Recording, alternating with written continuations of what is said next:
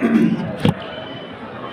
اللہ الرحمن الرحیم حامدا ومصلیا ومسلما اما بعد الصمت وحفظ اللسان، خاموشی اور زبان کی حفاظت کا بیان۔ اخرج احمد والطبرانی فی حدیث طویل عن سماک قال قلت لجابر بن سمرة رضی اللہ تعالی عنہ اکنت تجالس النبی صلی اللہ علیہ وسلم؟ قال نعم وكان كثير الصمت۔ قال الحيثمي ورجال احمد رجال الصحيح غير شريك وهو ثقة واخرجه ابن سعد عن سماك نحوه۔ حضرت سماک رحمۃ اللہ علیہ فرماتے ہیں کہ میں نے صحابی رسول حضرت جابر بن سمرہ رضی اللہ تعالیٰ عنہ سے پوچھا کہ کیا آپ نبی اکرم صلی اللہ علیہ وسلم کی مجلسوں میں حاضری دیا کرتے تھے؟ حضرت جابر بن سمرہ رضی اللہ تعالیٰ عنہ نے فرمایا جی ہاں، میں نبی اکرم صلی اللہ علیہ وسلم کی مجلسوں میں حاضری دیا کرتا تھا، اور نبی اکرم صلی اللہ علیہ وسلم اکثر اوقات خاموش رہا کرتے تھے۔ اخرج ابو يعلى عن ابي هريره رضي الله تعالى عنه انه قال قتل رجل على عهد رسول الله صلى الله عليه وسلم قال فبكت عليه باقيه فقالت وشهيدا قال فقال النبي صلى الله عليه وسلم ما يدريك انه شهيد ولعله كان يتكلم فيما لا يعني ويبخل بما لا ينقص۔ حضرت ابو ہریرہ رضی اللہ تعالی عنہ روایت فرماتے ہیں کہ نبی اکرم صلی اللہ علیہ وسلم کے مبارک زمانے میں ایک شخص کو قتل کر دیا گیا، تو اس پر ایک خاتون نے روتے ہوئے کہا کہ ہائے شہادت کی موت پانے والے۔ تو نبی اکرم صلی اللہ علیہ وسلم نے ارشاد فرمایا خاموش رہو، تمہیں کیسے معلوم ہوا کہ انہوں نے شہادت کی موت پائی؟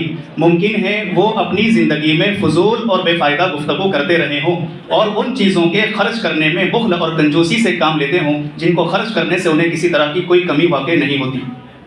وأخرجه أبو نعيم في الحلية عن خالد بن نمير قال كان عمار بن ياسر رضي الله عنهما طويل الصمت طويل الحزن والكآبة كان عامة كلامه أعوذ بالله من فتنته۔ حضرت خالد بن نمیر رحمۃ اللہ علیہ فرماتے ہیں کہ صحابی رسول حضرت عمار بن یاسر رضی اللہ تعالی عنہما بہت زیادہ خاموش رہنے والے اور اپنی آخرت کو یاد کر کے بہت زیادہ غمگین اور فکر مند رہنے والے تھے، اور آپ اپنی اکثر گفتگو میں فرماتے تھے کہ اللہ میں آپ کی آزمائش سے آپ کی پناہ چاہتا ہوں۔ وأخرج أبو يعلى عن أسلم أن عمر رضي الله تعالى عنه اطلع على أبي بكر رضي الله تعالى عنه وهو يمد لسانه فقال ما تصنع يا خليفة رسول الله صلى الله عليه وسلم؟ فقال إن هذا أوردني الموارد۔ حضرت اسلم رحمۃ اللہ علیہ فرماتے ہیں کہ ایک مرتبہ حضرت عمر رضی اللہ تعالیٰ عنہ حضرت صدیق اکبر رضی اللہ تعالیٰ عنہ کے پاس پہنچے تو کیا دیکھتے ہیں کہ وہ اپنی زبان کو کھینچ رہے ہیں۔ حضرت عمر رضی اللہ تعالیٰ عنہ نے فرمایا کہ اے رسول اللہ کے خلیفہ آپ یہ کیا کر رہے ہیں؟ تو حضرت صدیق اکبر رضی اللہ تعالیٰ عنہ نے ارشاد فرمایا یہی وہ زبان ہے جس نے مجھے ہلاکت کے مواقع میں ڈال دیا ہے، اسی نے مجھے ہلاک کر دیا ہے۔ وأخرج أبو نعيم في الحلية عن سعيد الجريري عن رجل قال رأيت ابن عباس رضي الله تعالى عنهما أخذ بثمرة لسانه وهو يقول ويحك قل خيرا تغنم واسكت عن شر تسلم، فقال له رجل يا ابن عباس ما لي أراك آخذا بثمرة لسانك تقول كذا؟ قال إنه بلغني أن العبد يوم القيامة ليس هو على شيء أحنق منه على لسانه۔ حضرت سعید جریری رحمۃ اللہ علیہ فرماتے ہیں کہ ایک شخص نے مجھے حضرت عبداللہ ابن عباس رضی اللہ تعالیٰ عنہما کا ایک واقعہ سنایا کہ ایک مرتبہ حضرت عبداللہ ابن عباس رضی اللہ تعالیٰ عنہما نے اپنی زبان کی نوک پکڑ کر کہا کہ تیرا ناز ہو، تو بھلی بات کہہ غنیمت حاصل کرے گی، تو برائی سے خاموش ہو جا، بری بات نہ بول سلامتی کے ساتھ رہے گی۔ تو کسی شخص نے کہا کہ اے صحابی رسول عبداللہ ابن عباس رضی اللہ تعالیٰ عنہ میں دیکھ رہا ہوں کہ آپ اپنی زبان پکڑ کر اس طرح کے الفاظ کہہ رہے ہیں، کوئی خاص وجہ؟ تو حضرت عبداللہ ابن عباس رضی اللہ تعالیٰ عنہ نے فرمایا کہ مجھے یہ بات پہنچی ہے کہ قیامت کے دن سب سے زیادہ بندے کو اپنی زبان پر جتنا غصہ آئے گا اتنا کسی اور عضو پر نہیں آئے گا۔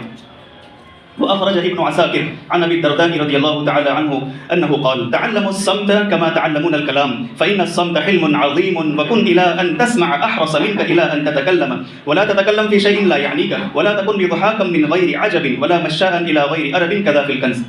حضرت ابو درداء رضی اللہ تعالیٰ عنہ فرمایا کرتے تھے کہ اے لوگو جس طرح تم بولنا سیکھتے ہو اسی طرح خاموش رہنا بھی سیکھا کرو، اس لیے کہ خاموش رہنا بہت بڑی بردباری ہے، اور یہ کہ تم بولنے سے زیادہ سننے کے شوقین بنو اور ایسی بات نہ کرو جو کہ فضول ہو اور بے فائدہ ہو، اور جہاں ہنسنے والی بات نہ ہو وہاں بلا وجہ نہ ہنسا کرو، اور جہاں تمہاری ضرورت نہ ہو وہاں نہ پہنچو۔ وأخرج أبو نعيم في الحلية عن ابن عمر رضي الله تعالى عنهما قال أحق ما طهر العبد لسانه۔ حضرت عبداللہ ابن عمر رضی اللہ تعالیٰ عنہما فرماتے تھے کہ بندے کو سب سے زیادہ جس عضو کو پاک رکھنا چاہیے وہ اس کی اپنی زبان ہے، عن انس بن مالک رضی اللہ تعالی عنہ انه قال لا يتقي الله عبد حتى يخزن من لسانه. حضرت انس بن مالک رضی اللہ تعالی عنہ ارشاد فرماتے تھے کہ بندہ مومن اس وقت تک اللہ رب العزت سے کما حقہ ڈرنے کا حق ادا نہیں کر سکتا جب تک کہ وہ اپنی زبان کی حفاظت نہ کرنے والا ہو. اللہ رب العزت ہم سب کو بھی اپنی زبان کی حفاظت کرنے اور سلیقے سیکھنے اور خاموش رہنے کا جذبہ عطا فرمائے. اللهم لك الحمد كله ولك الشكر كله ولك الملك كله ولك الخلق كله وبيدك الخير كله لا أحصي ثناء عليك أنت كما أثنيت على نفسك. ربنا لا تزغ قلوبنا بعد إذ هديتنا وهب لنا من لدنك رحمة إنك أنت الوهاب. اللهم اجعلنا مفتاحا للخير ومغلاقا للشر. اللهم اجعلنا مفتاحا للخير ومغلاقا للشر. رب لا تذرني فردا وأنت خير الوارثين. اللهم إنا نسألك الصحة والعفة والأمانة وحسن الخلق والرضا بالقدر. اللهم اهدنا واهد بنا واهد الناس جميعا واجعلنا سببا لمن اهتدى. اللهم إنا نسألك من فجاءة الخير ونعوذ بك من فجاءة الشر. وصلى الله على النبي الأمي. سبحان ربك رب العزة عما يصفون وسلام على المرسلين والحمد لله رب العالمين.